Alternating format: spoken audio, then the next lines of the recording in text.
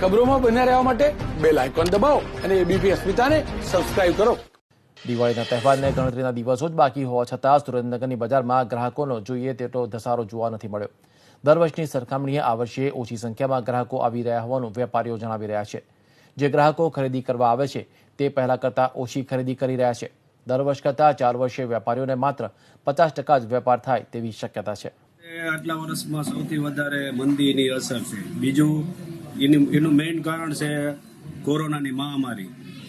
કાપડ બજાર, રેડીમેડ બજાર, સોના ચાંદી બજાર, પછી આર્થિક બધાને સંક્રમણ છે, પૈસાની તકલીફ છે બધા પાસે, નાનો વર્ગને ખૂબ તકલીફ પડે છે. એ ઉપરાંત કરિયાણાના દુકાનોમાં, કટલેરીની દુકાનોમાં પણ આ વર્ષે મંદી છે.